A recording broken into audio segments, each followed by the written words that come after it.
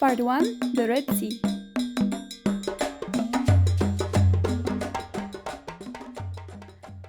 We start our journey in Nuweiba, a small coastal town with the hippie vibes.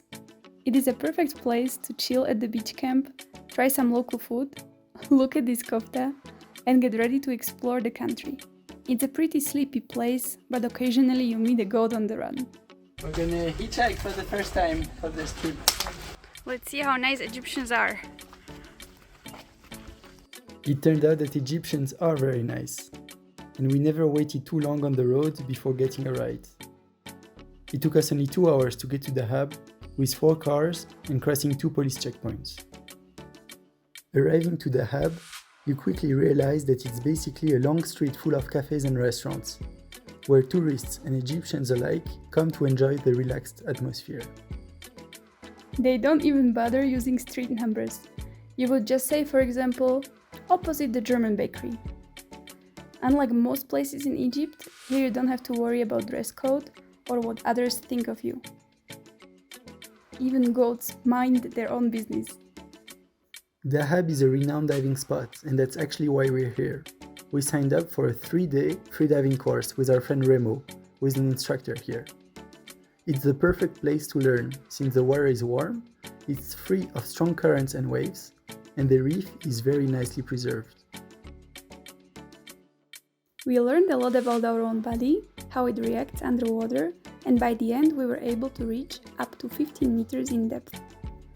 The greatest part about freediving is that you don't need any equipment apart from the goggles, so you really can apply your skills every time you're in the water.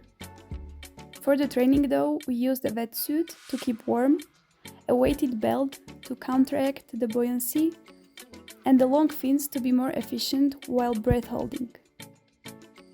This experience allowed us to explore the fascinating marine life in a brand new way.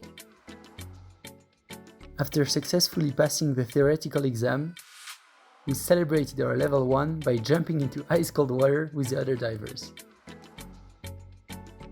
On day 7, we leave Dahab and continue our journey south towards Sharm El Sheikh. We're dropped by the Sahaba Mosque, which is probably the most significant monument of the city.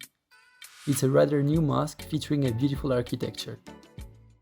So in a very beautiful mosque in Sharm El Sheikh, and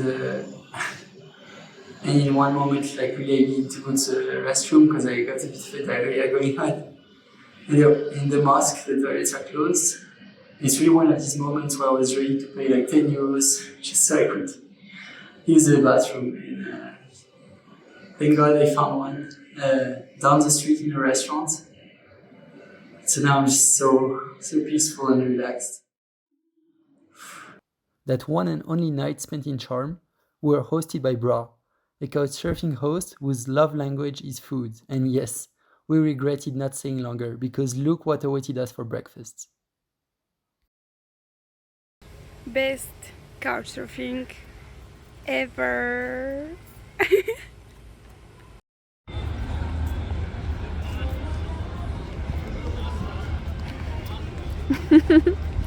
in the Hurghada Marina.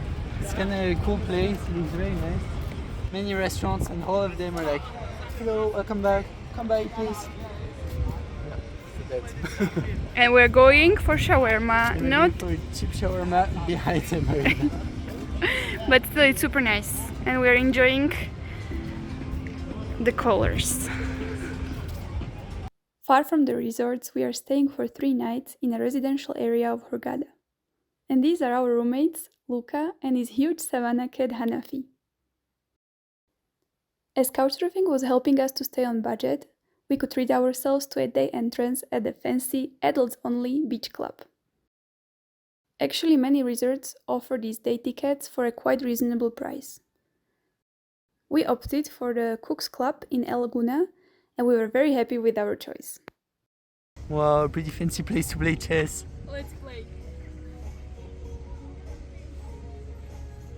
As for our second day in Hurghada, we originally wanted to book a last-minute boat tour to a nearby island, but it looked like they were all sold out. We nonetheless decided to head to the marina in the morning and speak directly to the captains. And it worked. We found ourselves on a full-day cruise with a group of Russians for a fraction of the official price. So remember, everything is negotiable with a bit of luck, especially in Egypt.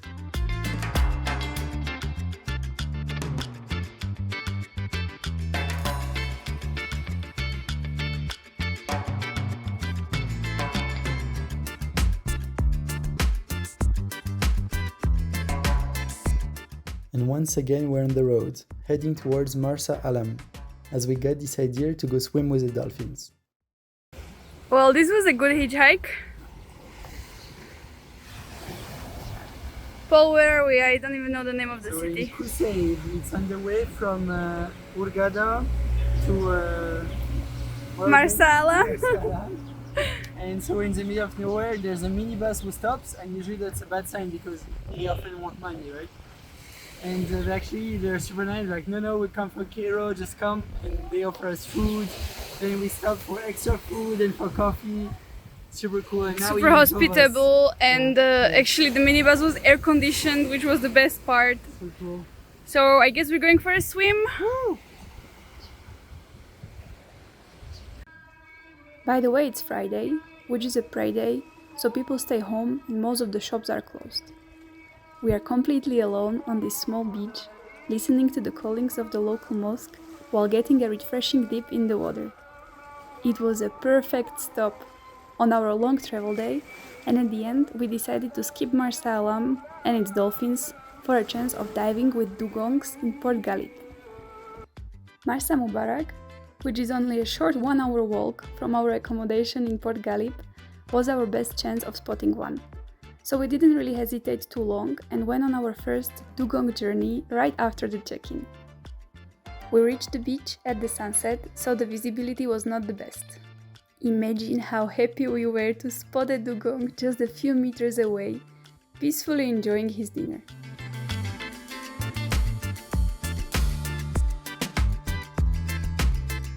As we said, we were very happy. Back at the hotel, we were treated to a small but impressive fire show.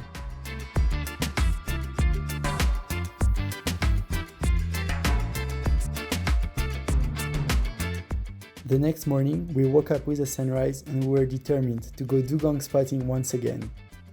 The visibility was much better, and after some time in the water, this happened.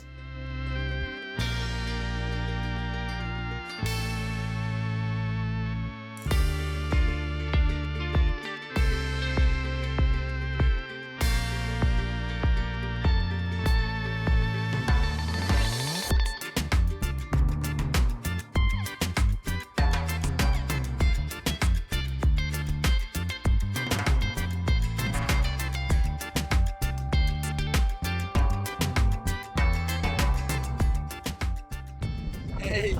We're in Marsa Mubarak. And we came this morning pretty early to try to see the dugongs and some species. And we've seen everything we could have dreamed for. So we were for a long time in the water. For an hour and a half maybe. We kind of wanted to give up. And at some point, yeah. So we're sitting in the middle at the buoy, kind of like, okay, maybe we should go. And we see this huge turtle, like 1.50 meters at least. It was incredible, like with the little sharks around. Second, like within a few minutes after, we see a huge ray, like 2 meters, 250 maybe. never seen something this Huge. And 3 minutes later, dugong eating the grass on the ground, so high five! yeah, really mark it down. Marsa Mubarak, it's great. This is the place. So this was our first 10 days in Egypt, discovering the Red Sea and the Sinai Peninsula. Make sure to check out as well part 2, where we go explore the Nile Valley and its temples. It's gonna be pretty cool as well. And if you want to plan your own trip and maybe get inspired, try to check out our Instagram, Lisa and Paul. We saved all the Egyptian stories there. See you soon. Thanks for watching.